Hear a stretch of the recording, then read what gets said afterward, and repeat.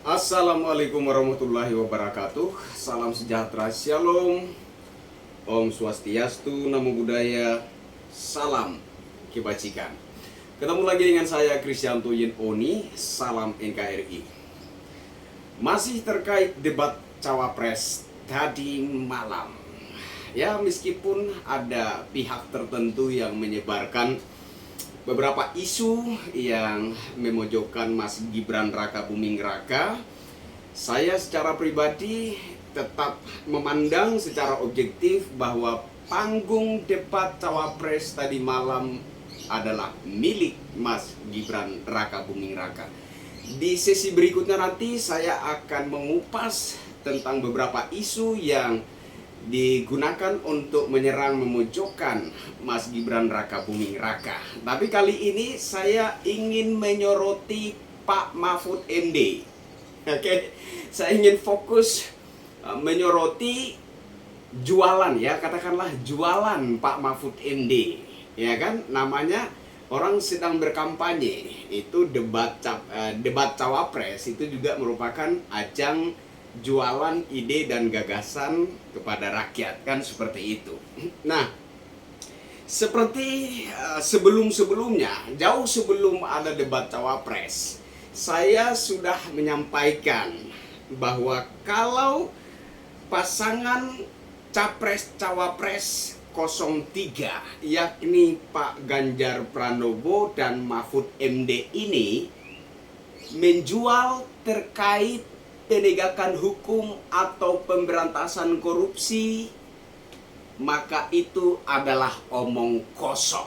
Saya ulangi, saya pertegas lagi. Kalau pasangan Capres-Cawapres 03, yakni Pak Ganjar Pranowo dan Mahfud MD, dalam kampanye-kampanye politiknya menjual terkait penegakan hukum dan pemberantasan korupsi, itu adalah omong kosong. Nah, dan ternyata feeling saya benar. Dalam momen debat Cawapres tadi malam, Pak Mahfud MD ternyata secara vulgar menjual, mengeksplorasi jualan politiknya kepada masyarakat yang tentunya tidak lain dan tidak bukan yaitu terkait penegakan hukum dan pemberantasan korupsi. Oke, kita fokus dulu terkait pemberantasan korupsi. Semoga video ini dilihat dan didengar oleh Pak Mahfud MD. Pak Mahfud MD yang saya hormati, salam hormat dari saya, Krisyanto Yen Oni, rakyat jelata penghuni Kebun Singkong. Apa kabar Pak Mahfud MD? Salam hormat sekali lagi dari saya. Saya melihat penampilan Pak Mahfud MD di pentas debat Capres tadi malam terlihat begitu gugup dan kaku. Seperti tidak percaya diri, jualan yang akan dijual kepada masyarakat ini akan laris manis. Kesannya seperti itu, ya kan? Dan benar saja dugaan saya bahwa pasangan Pak Ganjar Pranowo dan Pak Mahfud MD akan menjual terkait penegakan hukum dan pemberantasan korupsi. Itu terbukti. Cuma ada yang ingin saya pertanyakan kepada Pak Mahfud MD secara khusus. Pak Mahfud MD ini kan saat ini menjabat sebagai Menko Polhukam, Pak. Ya enggak?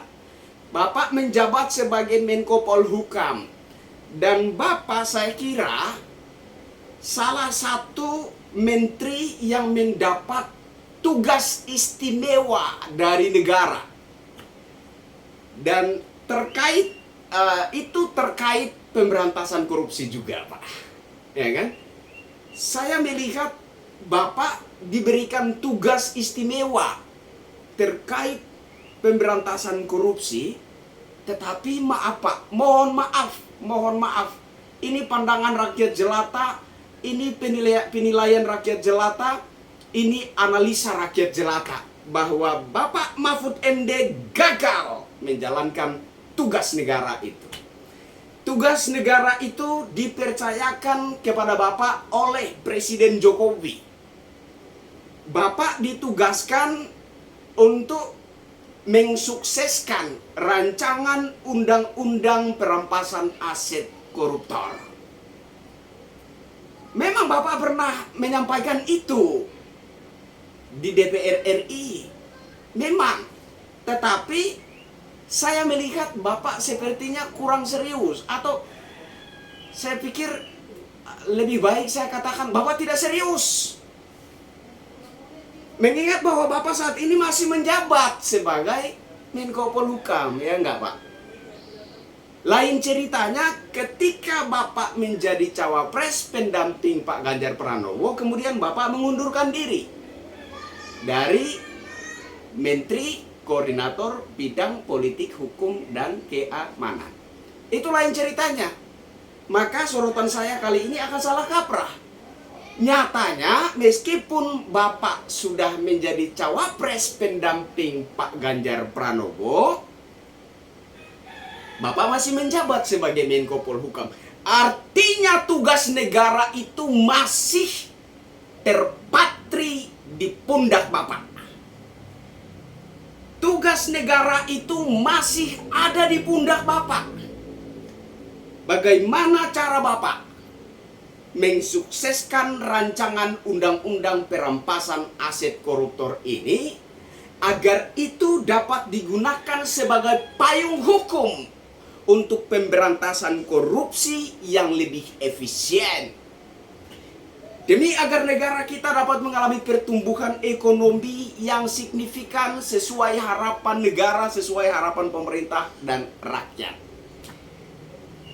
Semestinya meskipun Bapak saat ini sudah menjadi cawapres pendamping Bapak Ganjar Pranowo, Bapak masih terus fokus untuk melakukan langkah-langkah konkret bagaimana mengupayakan agar rancangan undang-undang perampasan aset koruptor itu lolos dibahas di DPR RI dan kemudian disahkan menjadi undang-undang.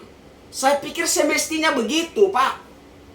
Tapi kenapa setelah Bapak dipinang menjadi cawapres pendamping Bapak Ganjar Pranowo, Bapak kemudian melempem, Bapak kemudian hilang taring, Bapak kemudian seperti mendiamkan rancangan undang-undang perampasan aset koruptor itu? Bagaimana, Pak? Lalu sekarang Bapak dipentas debat cawapres, menjual terkait penegakan hukum dan pemberantasan korupsi. Apa buktinya, Pak? Apa yang bisa Bapak sampaikan, tunjukkan kepada kami sebagai rakyat ini yang bisa menjadi pegangan kami, yang bisa membuat kami percaya bahwa seorang Mahfud MD benar-benar memiliki kesungguhan untuk menegakkan supremasi hukum dan memberantas korupsi di negara ini. Apa yang akan Bapak berikan sebagai pegangan bagi rakyat agar rakyat percaya jualan politik Bapak itu? Bisa Bapak tunjukkan?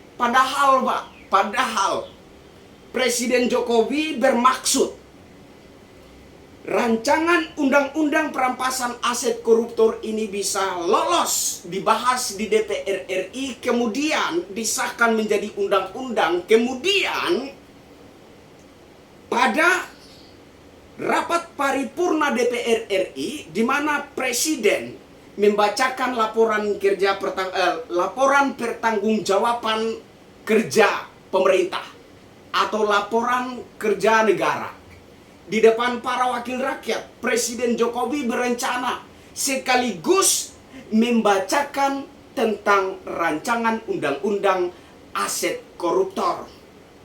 Sekiranya itu sudah disahkan, maka sekaligus Presiden Jokowi berniat menyampaikan rasa terima kasih kepada para anggota DPR dalam laporan kerja pemerintah tersebut. Tapi apa, Pak?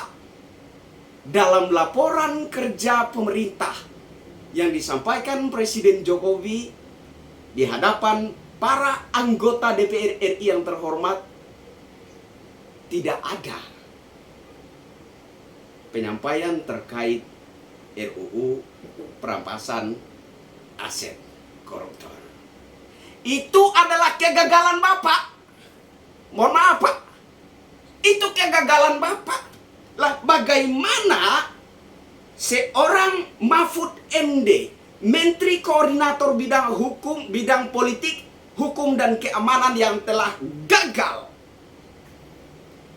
dalam hal penegakan hukum dan pemberantasan korupsi, ini kemudian menjual, kemudian mengeksplorasi jualan politiknya kepada rakyat yang tidak lain Pak, penegakan hukum dan pemberantasan korupsi. Istilah di kampung saya Pak, ini istilah di kampung saya. Kata orang tua saya, pohon nangka yang kami tanam, yang belum berbuah, kami belum makan buahnya, apa yang bisa kami harapkan dari pohon nangka tersebut? Saya rasa itu cocok untuk Pak Mahfud MD. Rakyat belum merasakan, belum melihat hasil dari perjuangan seorang Mahfud MD terkait penegakan supremasi hukum dan terkait pemberantasan korupsi. Lalu apa yang ada pada diri seorang Pak Mahfud MD yang bisa menjadi pegangan dan harapan rakyat bahwa kalau Ganjar Mahfud terpilih, maka persoalan penegakan hukum dan pemberantasan korupsi akan diatasi secara baik dan tuntas? Apa Pak? Apa yang bisa jadi pegangan kami? Apa yang bisa jadi harapan kami? Mohon maaf Pak Mahfud MD, ini adalah pandangan rakyat jelata. Ini adalah hasil analisa rakyat jelata. Mohon maaf bila salah, tetapi menurut saya ini adalah pandangan yang sangat sederhana, bahwa tidaklah mungkin rakyat memberikan kepercayaan terhadap sosok-sosok yang telah gagal terkait penegakan hukum dan pemberantasan korupsi. Saya kira seperti itu Pak Mahfud MD. Mohon maaf bila ada buah bahasa yang kurang berkenan di hati Pak Mahfud MD. Saya rasa begitulah cara rakyat jelata mengutarakan pendapatnya.